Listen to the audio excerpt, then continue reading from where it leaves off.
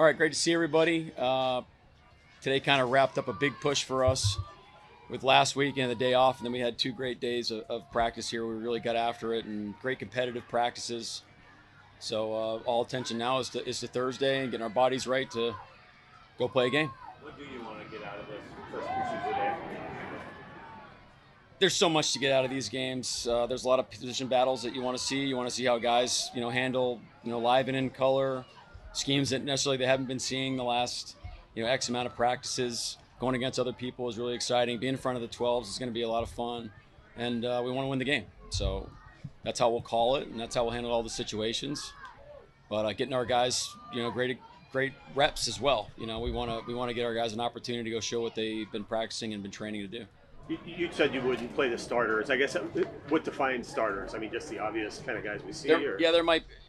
It's not like, hey, we're taking the 22 guys that are penciled in with the ones and they're not playing. It's kind of selected guys.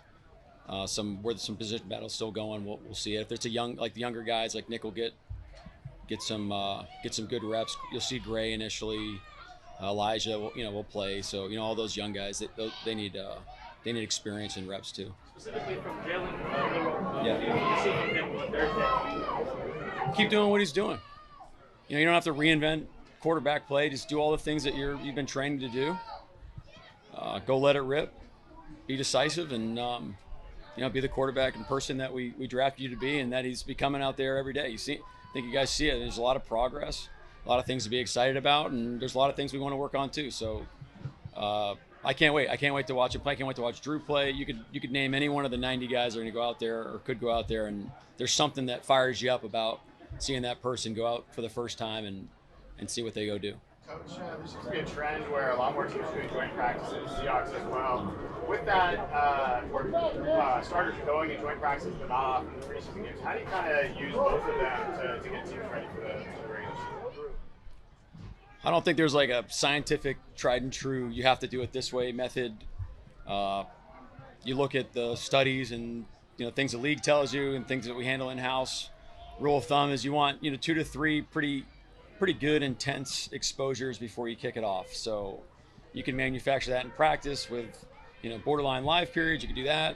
It's hard to do that in-house, so I think that's where the joint practices come from, where it's a little bit more controlled environment but still intense, which is important. And then some teams handle it by playing their starters in preseason games, and you can get it done that way. So we're kind of doing the blended approach this year. Coach Reed, they have a history of playing their starters in the game, so our guys will have an opportunity to go next week. And then obviously we have the practice against Green Bay, and then the option to get guys some extra reps in the game as well. So I think it gives us some flexibility and opportunity to play against really good competition before we get ready to play the season. We got to see a lot of Anthony Bradford out there playing with the first team here over the last week. How have you seen him take this challenge with the competition, playing in a new scheme? How have you seen him adjust to that? Well, I think he's taking control of his career. I think it's his mentality that it's up to him. Nobody else can want it for him. We obviously know that he has the talent to be a great player in this league, and he's shown it in practice consistently. He has game reps where he's shown it. We all know it's a matter of consistency, and that's the challenge for him to finish this start that he's put together. And we're about halfway through training camp. Let's go close the thing out the right way. It's a long season, and so we got to keep stacking those reps. What picture? How optimistic are you based on what you've seen out here that the running game takes a big step forward this season, based also off of all the changes that have been made on offense with the new offensive coordinator? I'm not thinking it in terms of we're not comparing anything to last season, especially offensively. It's a completely new scheme. It's a completely new coaching staff. I mean, not completely new. We got some coaches that were here last year, but it's just like, hey, do you guys want to win the championship? Of course we want to win the championship. Of course we want to run the ball. But we have to get all the other stuff right first. So what I'm seeing is we're attacking details. We're coaching the heck out of them. The guys have great spirit. They're trying their tails off. And we're making the most of every day. And there's a lot of great stuff that shows up on tape. We haven't game planned anything yet. We've run a bunch of different run schemes. So we got to stay the course. So, we'll go in with a targeted package going into the first game. And then we'll just build off it from there, throughout the rest of the preseason and then throughout the year. So am I confident that we're going to be able to run the ball? Absolutely. Absolutely. Mike, With Abe Lucas, how encouraging is it that he just doesn't seem to miss anything? He's been out there every day, though. Very encouraging, very encouraging. Abe's another one. He's a great example. Just the attitude, the effort, the relentless pursuit of becoming a great player. And if we all have that attitude, we're going to be in a good spot. We didn't. What kind of tone setter is he for the offense? Well, I think you saw it his rookie year. The guy's a finisher. Talk about finishing plays in a dominant position. He's one of those guys. So that's what we expect from Abe. He knows that's kind of his superpower. So, he's one of those guys who will be falling in the league. It'll be fun to show reps that, when he finishes plays the way we want to. I think that's contagious throughout not only your offense but your whole team. Coach Atten got a chance to call things yesterday with you away. Do you have a plan in place for him to get those opportunities? If I didn't show up for a game? No, AD and I, we've been splitting play calling duties really for, since we walked in the door. In terms of practice and how we call periods, sometimes I'll be working operations. Sometimes it's a good period. AD's just happens to be calling that period.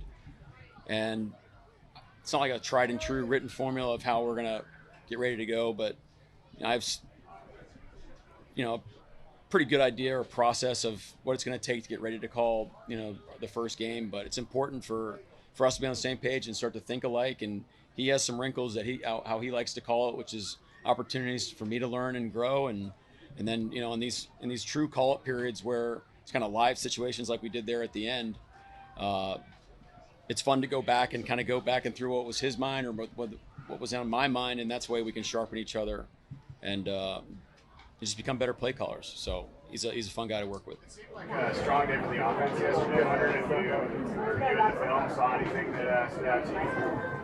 Well, it felt like we had a lot of explosives. We did a sudden change period. They scored on the first drive. We did we call it a red zone lockout period where all three units are basically playing out red zone drives, and the result of that, allocate points. And I think they scored on 3 of the 5 drives. So that's the stuff that you need to be able to do. You got to be able to move the ball explosively. And then when you get, just like we worked here at the end, once you get in the red zone, can you close out drives? Can you stay composed? You're sucking wind. Can you execute? Can you think when you're tired? All those things are really important. And we've shown the ability to do that over the last 2 days. We didn't see Olu out there the last couple days. Yeah, Olu, his back tightened up a little bit. We don't think it's really day-to-day at this point. Tyrese Knight. Yeah, same thing. He just got a little tangle with his knee, so we're getting it imaged and kind of go from there. But Josh had surgery on his hand. Should be back soon. What kind of camp do you think Marquez Valdes-Scantling's had so far? He's doing a good job. The things that he does, I think, are going to show up more when we're live. Being able to separate the defense, get into that third level to open up some of those intermediate routes. And if they don't respect what he can do, we saw last year, what he's able to do. I got a bad memory of Quez. Just the last play of the AFC Championship stuck a dagger in our heart. So that's on my mind a lot. Tyrone Brogue, physical 6'7" and can run like he can. He's 6'7"? Kind of curious. 6'5", 6'6". What's the difference? It's only 2 inches. That makes me 6 foot. Wait. Almost. The curiosity? Yeah, you're right. It's 5'9". Sorry. With these shoes, it's 6 foot. All right. What's the curiosity there? Just the physical traits.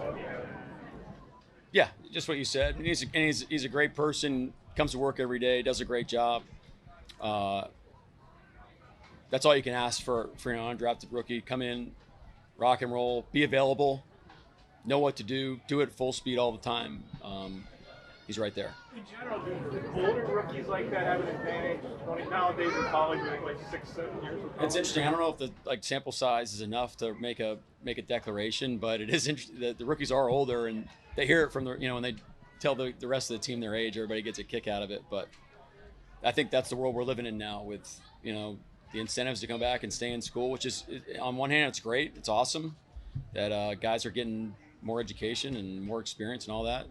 I think you just kind of have to see the playing field and then operate accordingly. It might You talked with Rick Wallin about him being, when he's on, he's as good as any corner and kind of challenging the consistency. What have you seen from him at this camp as he's trying to accomplish those things? I think he's having a tremendous camp. He's all the things that we're challenging him to do, he does. He's there every day. You guys know Reek. He's a great spirit. He's always, he's the same guy every day. He's brings a lot of energy to the room, some kind of lightness to everything, some brevity on how he operates. It's just, but I think he's one of those guys where he's also hungry to kind of get to the next level too, with his game. And we're challenging his coaches doing that, but it's a team effort. But I think he's having a great camp. Mike, anything new with Hankins and what do you expect him to be at? No update with Hank. Mike, how have you seen Federico Merengues take the opportunity, the reps that he's getting? I'm excited to see him play because he's doing a lot of great things in practice. He's very indecisive with the calls,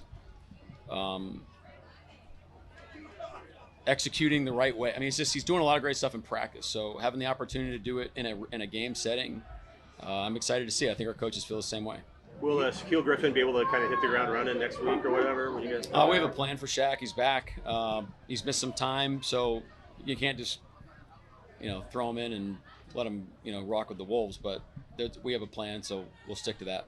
With him being out, Josh Jobe now here for an entire season. How have you seen his game progress since kind of having the crash course with their defense, playing all those reps? Well, yeah, he's another guy that he's really hungry to round out his game. So there's some areas where he's done a lot of work on, which is fun to see him do that. And he's got a great opportunity in front of him. I mean, we all know that we have our corner situation, and he's right there, and he played a lot of great football for us. We talked last year about his approach, and I think that's also contagious. You walk in the building, as a practice squad guy and kind of unknown guy in the building, and you just plug away at, play by play, and you stack reps, and you start to make the plays you're supposed to make. Then you're going to get noticed. Then we're going to give you opportunities. Then he makes the best of those opportunities. And that's how we want to roll here. And he's a great example about, how you can kind of change the trajectory of your career. So he's right there. Christian Haynes seems to be going on the left side right now. Is that kind of a switch what you're doing? Yeah, but it's still a moving amoeba lineman. Oh, it was great. Thanks for asking. We talked about this last year. Coach Dungy is probably the reason that I decided to pursue coaching in the first place. It's definitely a driving force behind that. So much respect for him. I think the guys too, the guys know, hey, this, Coach Dungy's the man. So awesome to have him here. Appreciate the word that he gave the team. Kind of leave it between us, but great having him here. I know he's really tight with Coach Frazier, so excited to see them, share old stories. Mike, I realize it's some sort of personal matter, but is there anything you can tell us about? Yeah, I was just we were just with my family, but everything's positive. Everything went great, and just very blessed. But everything all positive. We're not, people have big problems out there. I don't. And Mike, and in that, Back to Valdes real quick. How's he handled the practice reps during last week? How that's gone? Well, he knows he's in a battle, and I think he respects Torrey, what he's doing, and he's had a great attitude. He's had a tremendous attitude. He's a competitor at heart. I mean, he's had a great career, but there's also a lot of great competition too. So that's what you want from vets that you bring in. Hey, come on, bring it. Doesn't go your way initially the way exactly you want it. That's okay. We're still halfway through. Let's rock and roll. Go start stacking some more plays, and it's a fun competition to watch. Mike, updates on Steven Sims and 145. Yeah, we're getting closer. Probably day to day at this point. Maybe a couple more days. What are they dealing with? I'm sorry. What are they dealing with? Both have hamstrings. No update on him. It's positive. He's getting better, but we just don't know how long it's going to take. Mike Morris, Just getting him tested out right now. We'll just call it a lower body. Felt funny, so we just took care of him. Anything else?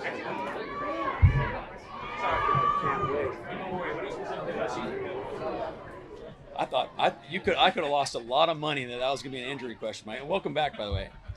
I thought for sure that was. I'm thinking who else is injured? Eman Worry. Same story, but let's close it out. Hey, now we're to the point where the standard is a standard. Let's do it all the time, one play at a time. If it takes 19 times, let's do it 19 times. If it takes 5, let's do it 5. And there's a responsibility that comes with that because we're expecting a lot out of them. Thank you. Oh, is this a? It's not injured. Okay. Kind of got like a big free at your edge, blade, tanking the ball, that out. What do you want to see from your other edge rushers? Well, I think they got to do their superpower. Tyreek Smith is a great rusher, and so kind of bring that to the table. Special teams is going to be a huge part of it. Mike Mo's kind of like the enforcer on the edge with pass rush flexibility, so be able to do those jobs, and you can kind of go through the line from there. All right. Okay. All right. Thanks, guys.